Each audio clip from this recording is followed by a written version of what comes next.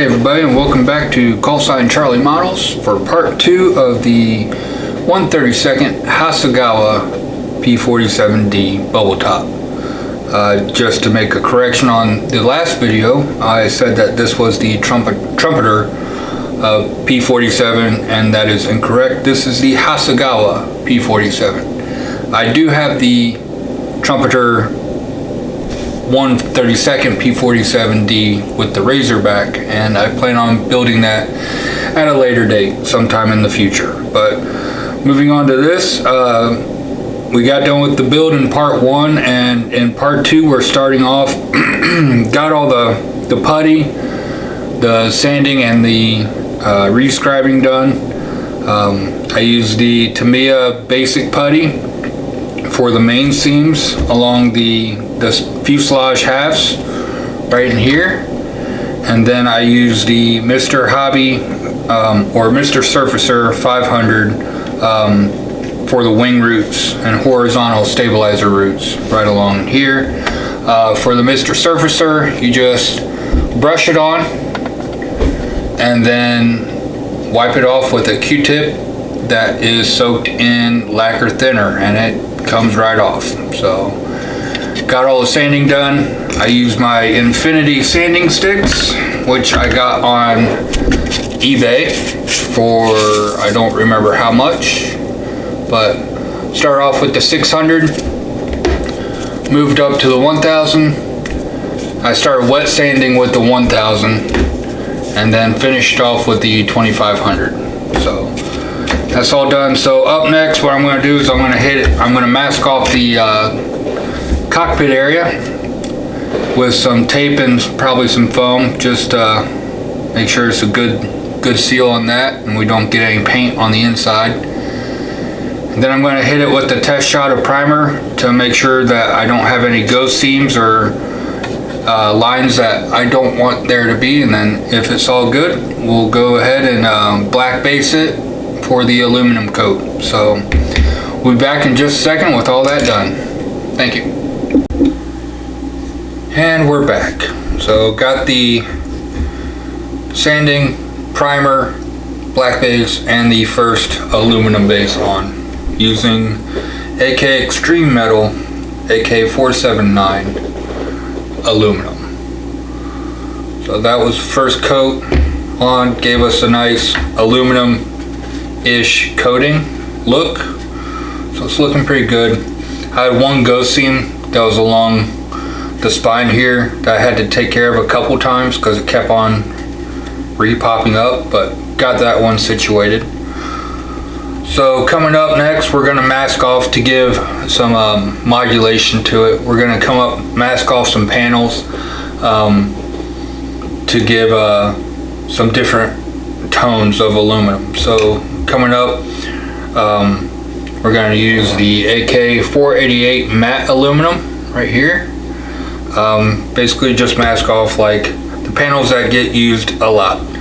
So like the gun loading panels, some panels around the fuselage that get opened up, maybe one or two on the cowling, or not the cowling but the engine compartment panels. So get those done. We also got to paint the inside as well, and then the nose, because this has a red nose. And then the flaps and ailerons all get hit with a matte aluminum. So after that's done, we'll come up with some shadowing with the dark aluminum from AK. So that's AK480. Just come up, and I'm going to do that with my fine detail airbrush, the harder Steenbeck. So be back in a second when that's all done, and then we'll move on to the detail painting. Okay, and we're back. All the aluminum paint has been done. So got the tonal variations done with some different shades of aluminum on some different panels, and then along the panel lines with some different some darker aluminum. So all in all, it's looking pretty good, I think. The one thing I did have an issue with was I don't know if I didn't wait for the paint to dry long enough. Even though with the AK Extreme Metals, they do dry immediately to the touch, but when I applied the Tamiya tape for masking, after it was all said and done, when I pulled the tape off, it left a lot of tape residue, the adhesive on the back of the tape. So had to clean that up with some isopropyl alcohol and then do some touch-ups for some areas that were kind of wiped down with the paint. And then after that, because I do have a lot more masking to do with the olive drab along the anti-glare areas. So all of this along the top will be olive drab, and then on the tail planes I do have some red stripes that go on the horizontal and vertical stabilizers, and then I have the invasion stripes to paint on the underside as well. So still a lot of masking to go, and then on top of that with all the red bits that need to go on with the nose cowling and all that. So that's what's up next. I'm gonna paint the olive drab, get that done, and then we'll paint the red next, and then after that we start the invasion stripes. So stay tuned, we'll be back. And we're back, and painting is finished. So all in all, really happy with the paint job, especially after a little kerfunkle that we had with the tape at the very beginning of the painting. But we were able to get that fixed, or I was able to get that fixed, and I think it's looking pretty good. Pretty happy with it. Used AK Extreme Metals, the aluminum, matte aluminum and dark aluminum for the metal finish. I mean, it does look pretty metalish to me, if I say so.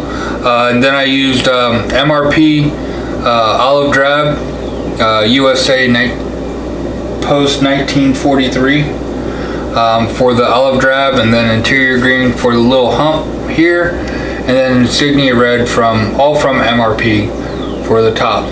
All right, and then flip it over for the bottom.